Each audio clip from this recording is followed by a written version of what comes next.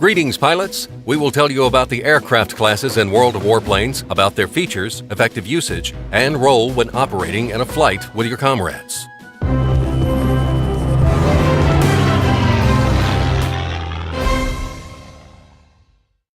Currently, you can choose from 4 aircraft types in World of Warplanes. They are attack aircraft, and light and heavy, and carrier-based fighters. Let's take a look at each of these types. Light fighters. These planes are made for gaining air superiority. Their goal is to destroy enemy aircraft. They can easily destroy carrier-based fighters and aircraft of their own class, but they struggle to deal with heavy fighters and attack aircraft due to a lack of firepower. However, light fighters are superior in mobility and maneuverability, and this is usually one of the decisive parameters in a dogfight. Making an assault on the ground targets using a light fighter is usually ineffective, dangerous for the aircraft, and a senseless action for the team. These planes are better off at vertical or horizontal maneuvers, depending on the country of origin. German and American aircraft are better at gaining altitude. Soviet ones are made for maneuvering in combat. The players that prefer dynamic gameplay should like the light fighters. They are very good for team play and for destroying enemy planes in groups. These aircraft have enough speed and mobility to answer a call for help while on the opposite side of the map. So if you enjoy constant fast-paced battle and have a need for full control that is unforgiving of mistakes, then these planes should be a good choice for you. Attack aircraft.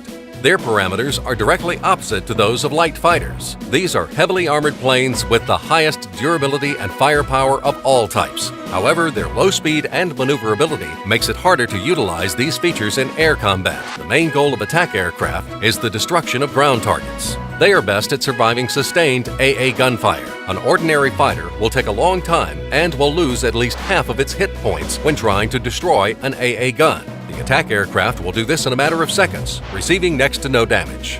They are better suited for low-altitude flights than others. Whilst flying like this, the planes get a bonus to their camouflage, and their vulnerable belly gets covered. This is a needed advantage because attack aircraft are not a good class for dogfighting with other classes due to their lack of mobility. This is compensated by having an onboard gunner, which covers the rear of the plane. If an attack aircraft manages to get an opponent into its sights for several seconds, it will be enough to deal some massive damage. Usually, it is even enough to destroy the target. Never try to shoot down an attack aircraft head-on. You will most likely be destroyed. Even ramming is not an option, as it is quite possible that the attack aircraft will survive and you will not, thanks to its high durability. So in the right hands, the attack aircraft can pack a surprise, even in air-to-air combat.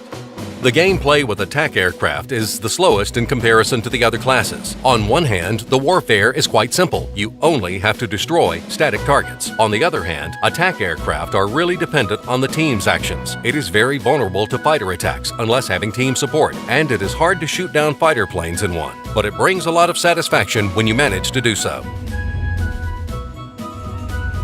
Heavy fighters. If we compare them to the light ones, we will see that these planes have more durability, firepower, and they can carry bombs or rockets. The speed is also higher, but at the cost of maneuverability.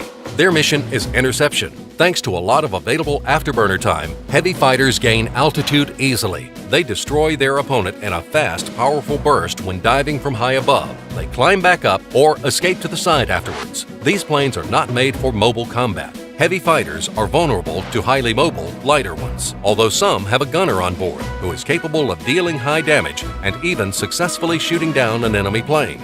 Light fighters are also vulnerable to head-on attacks against heavy ones. As a last resort, a heavy fighter can escape their opponent by using their afterburner and taking advantage of its greater speed. Or you could lose them whilst diving if you have the required altitude. Apart from hunting enemy aircraft, heavy fighters can also destroy ground targets. But carrying bombs and rockets dramatically affects speed and mobility. The controls of an already heavy and not so mobile aircraft become really clumsy.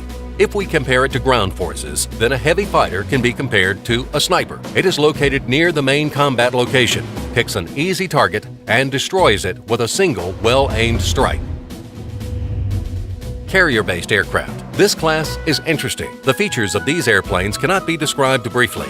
If we try and generalize it, we can say that they have traits of both light and heavy fighters. Which traits stand out depends on the country of origin.